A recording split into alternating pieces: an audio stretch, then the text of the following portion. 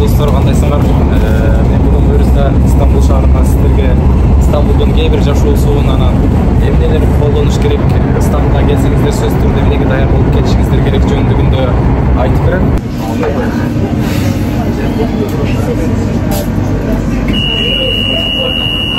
Кайрадан достор, метродон кайра тартып атам. Негизи Түркияда монтип телефонго тартып баратсаң, өзгөчө бир башка көз караш менен карашат.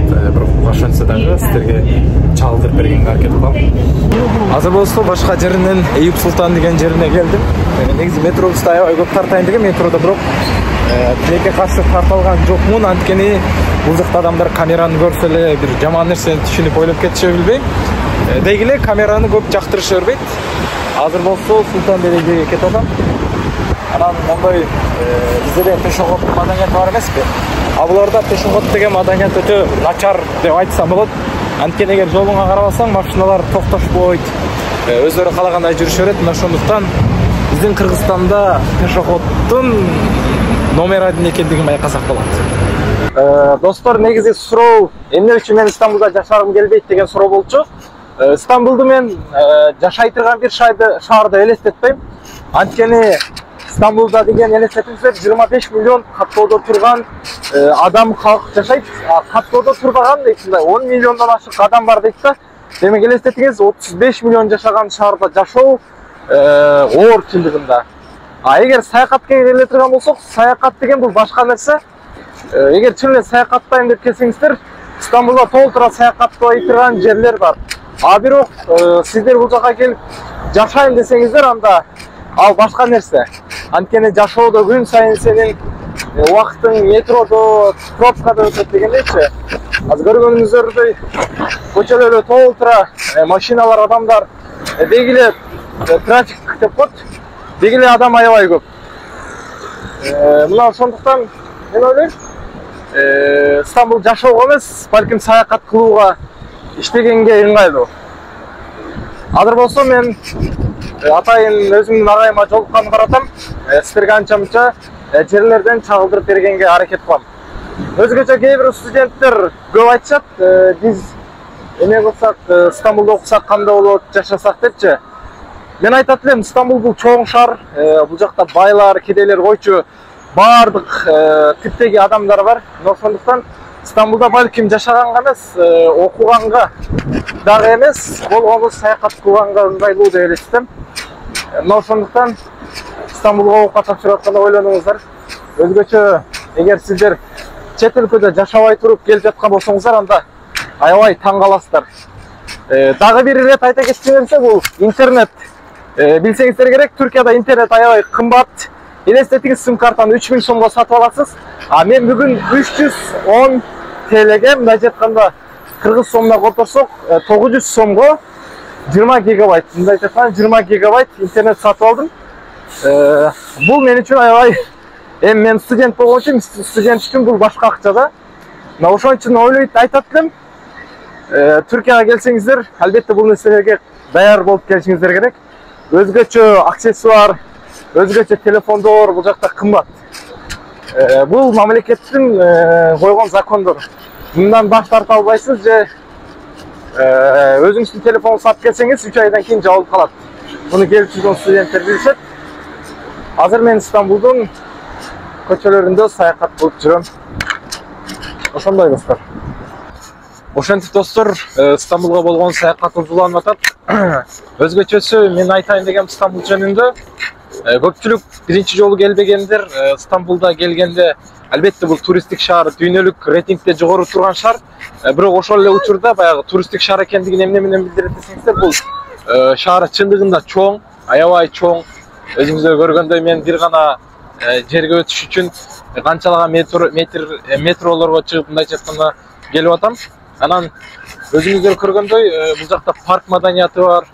Ошол эле учурда аябай көп мышыктарды кездештирсеңиздер болот. Мисалы, бул жерде мышык отурат. Бул жерде да мышык. Бардык жерде мышыктар менен каршы-каршы калса болот да. Анан бул жакта көптөгөн булуттар бар. Мисалы, кайсы бир өзүңдүн эмеңди көрсөтөм деп эметет албайсың, анткени көп улут бар. көбүнчө бул жакта Стамбулда түрк тили менен англис тили колдонулат. А бирок орус тилин сүйлөсөңүздөр эч ким түшүнүшпөйт. Анткени эмнеге бул чоң шаар. Ошон үчүн орус тилин билип дагы түрк тилин билбей келсеңиздер, англис тилин билбесеңиздер, Стамбулда чындыгында көп проблема жашайсыздар. Өзгөчө баягы алдамчылык дегендер аябай көп бул жакта. Мисалы, келип бирөөдөн жардам сурасаң, алар сени эгер чын эле көңүлү таза эмес болсо, же болбосо турист экениңди байкап калсаң да алдаганга аракет кылышат.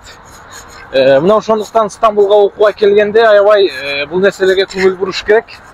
Өзгөчө Түркияда желектерге аябай көп маани беришет. Анткени баардык жерде мындай желектер сонун болуп көрүп турсаңыздар болот.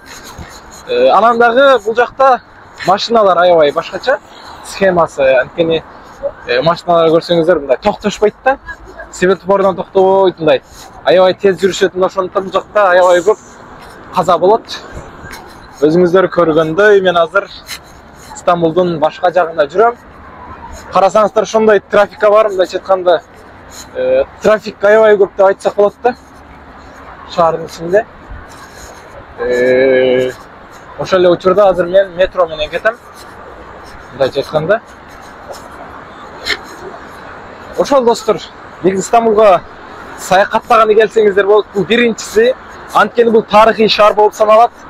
Экинчиси болсо бул шаар аябай кымбат, көп маданиятты ичине алган шаар болуп саналат. Өзгөчө Осман империясынын доорунда аябай маанилүү нерселери болгон бул жакта.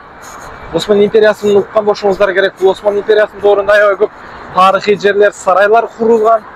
Мына ушулар сакталып калган учурга чейин. Бул шаардын өзгөчөлүгү ошондо. Азыр мен кайра эле троллейбуска чыгып, кайра эле Стамбулдун башка бир четине барам десем болот. Мындайча айтканда, Европадан Азияга, Азиядан Европага өткөндөй эле азыр мен кайрадан шаардын башка бир четине кетем.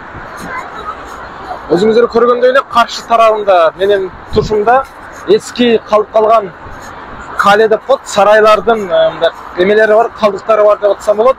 Алар азыркыга чейин сакталынып, мындайча айтканда коргоо алынган. Анан достор, бул жакта эң чоң проблема бул интернет болуп саналат. Өзгөчө Стамбулга келсеңиз, эгер интернетиңиз жок болсо, бизде мындай маданият бар, бирөөгө чалып алайын десең, беришет.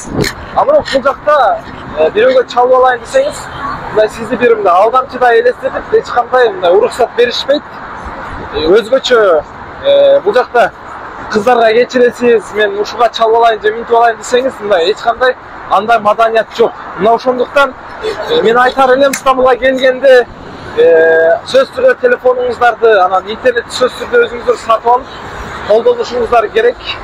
Анткени бул жакта дароо эле мага мындай шылкымдык кылып атат, же болбосо ушул сыяктуу кыздардан сурасаңыздар, дароо эле сиздерди милицияга берип салышы мүмкүн. А бул жактын милициясына чыгып калсаңыздар, анда чыгуу өтө мындай проблема да. Анткени бул жакта сразу сиздерди бул жерден берип коет, мындай чыгарып бериши мүмкүн. Азыр болсо мен кайрадан үйүмө кайтып атам. Урматтуу достор, мени толукканып айтайын дегем, Стамбул чындыгында саякат кылынуучу шаар. Бирок жашоо үчүн мен Стамбулду жашайм деп элестете албайм. Туура эгер бул жакта жумушуңуз болсо, акчаңыз болсо, же досторуңуз болсо, жашап кетүү деген жакшы бар жерде. Ар бир жерде деген көнүгүп кетүү деген нерсе бар. А бирок мен ойлойм, Стамбулга келсеңиздер эгер сөз түрдө, бул жакта эме кылыш керек, сөз түрдө бир иштеш керек, же окуш керек. Азыр мен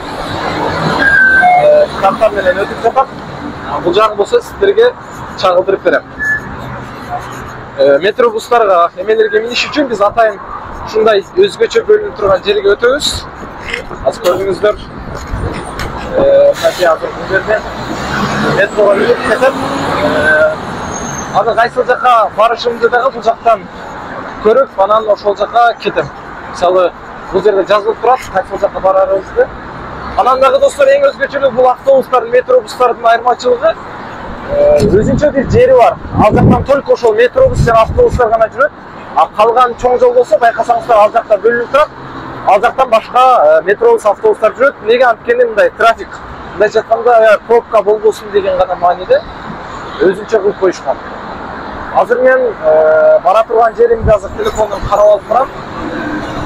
Андан кийин сиздерге түнкү Стамбулдагы чагылдырып бергенге аракет кылам. Азыр болсо кайрадан метрого миндим.